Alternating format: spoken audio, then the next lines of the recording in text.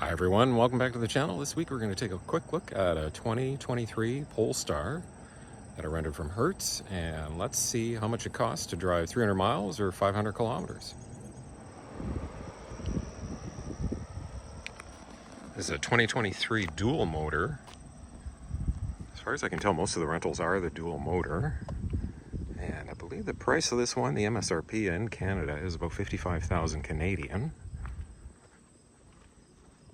Equivalent horsepower rating is about 400 horsepower, and again, it's all-wheel drive with a dual motor.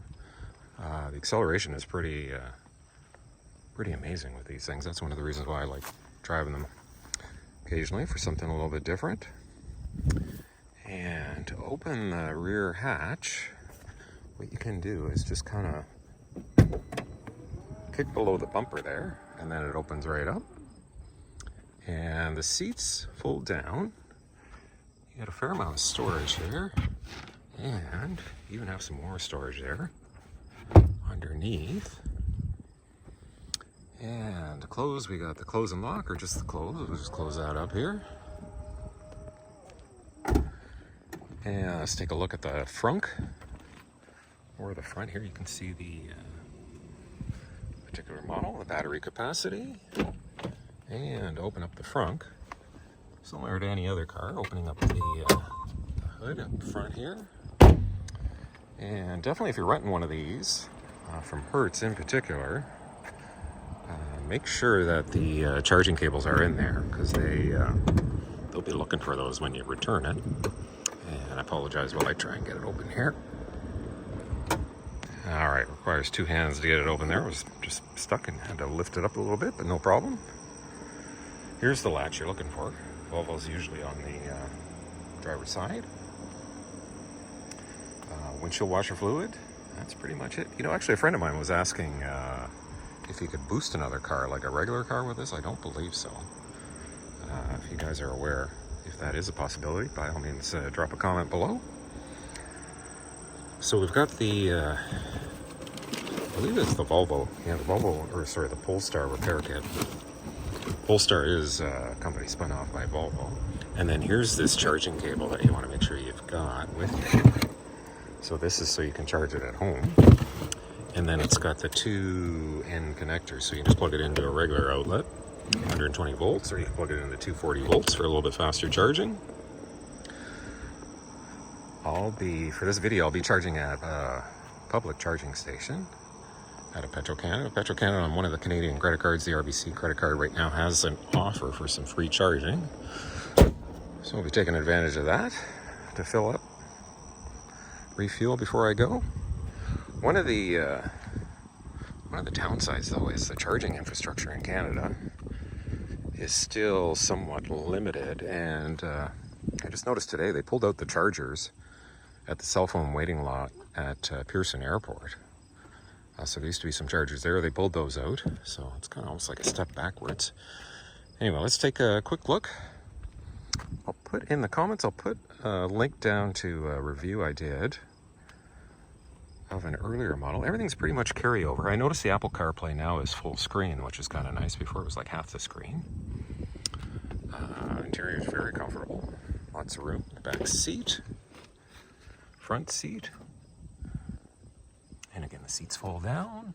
Some charging down there. Let me, oh yeah, it's actually pretty, yeah, look at that. It's just like a quick latch there. You can fold down the seats. And you can fold down the other side. Take a look at the interior here. Let me get in, and I will just actually put it in drive to get this to come up here. Once this clears out, it's pretty cool, because you've got the you can have the map go in the center, or if you want the larger readout, you can switch over to that. It's always really tricky in the Volvos to find the trip computer, so you can press the center button on the right hand side, brings this up. And we'll take a look at the charging a little bit. Again, we're just a little over 5,000 kilometers. I'm just heading to a charging station not too far before I return. And then to exit out of this, you just press the right and then close the menu. This one's got getting close to 24,000 kilometers on it. Here's the center screen. Got a glove box over here. And the other thing is the console, so you get two cup holders. Not a lot of storage in the center console, but that's okay. Wireless charging on the left there. Two USB plugs. One of them will operate the Apple CarPlay. And my other video, I think I went through the infotainment a little bit more, but just to kind of show you quickly, if you pull down, you can get your notifications. You can also get the CarPlay from there. If you, okay, there we go. If you swipe on, sorry guys, I'm moving this around here on you. If you swipe on the home button at the bottom, it'll bring up the menu here. So you can also get your CarPlay from here, the built-in maps, range assistance. If you want to see some of the other apps, you can go in here. There are some new apps since the last time I rented. Here's the vehicle settings. I kind of like driving in sport mode. The acceleration is pretty wild with that. Here you can go through a lot of the safety settings. And there's the drive mode charge. So you can do it tells you where you're at. And you can limit, you can schedule. Under more, a couple more status options in there. It does have the 360 camera, which is kind of cool. This is just the backup camera, but you can tap into the 360 camera here. And there was one other thing I was going to show you guys. I'm trying to remember what it was. Can't think of it. If I think of it, I'll add it into the video. But there's actually, you can even watch YouTube, not while you're driving, but you can fire up YouTube there. And you got your wipers on the right, turn signals on the left, and the headlights, the trunk releases down there, power windows, mirrors, memory seats. And this one has the pilot assist, which will do the adaptive cruise and the steering. Got some overhead lights here, got the mirror on the visors. And all right, I think that's it, guys. Let's take a look at the charging. We'll go through that quickly. And I'll just give you guys a quick look at the just the acceleration here from a stop. Hold on.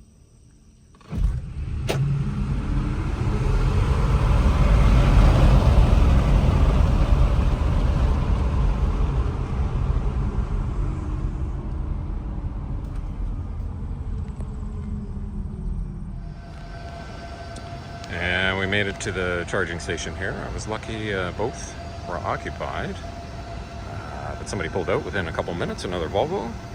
So let's go ahead. We're at 50% for the final charge here. We need to get it over 80% to return to Hertz to avoid that $35 charging fee.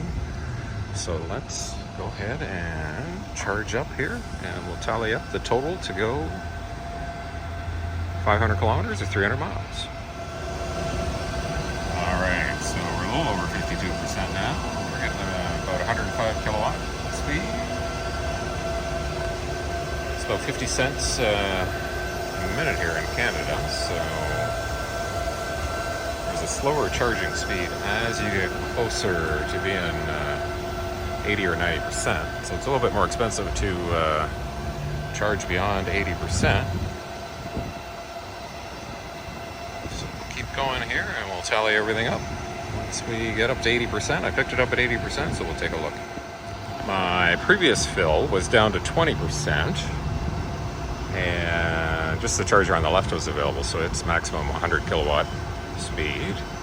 It took from 20% to 80%, it took a little over half an hour, about 35 minutes for that. All right, let's continue on here. Pick things up once it's charged up to 80%. All right, we're at 80%, another $10 Canadian. And the total of my two previous charging sessions was around $19, so that brings us to approximately $30 Canadian to charge 500 kilometers, 300 miles at one of the fast charge stations. Your results may vary. Again, it's 50 cents a minute, and keep in mind, once you're charging beyond 80%, it's a lot slower charge. So you can see here the active power is way down to 41 kilowatts. So that's basically your speed. The fastest I've seen the Polestar go when you're down around 20% charge is about the fastest it'll go. It might go 120, 130, 140. So basically you're going about 3 times as fast. You're getting 3 times as much energy for your 50 cents a minute. But anyway, there you go. All right, I think I'm going to wrap things up, guys. Again, just a quick reminder, if you're new to the channel, go ahead and click on that subscribe, and I'll see you guys in the next one.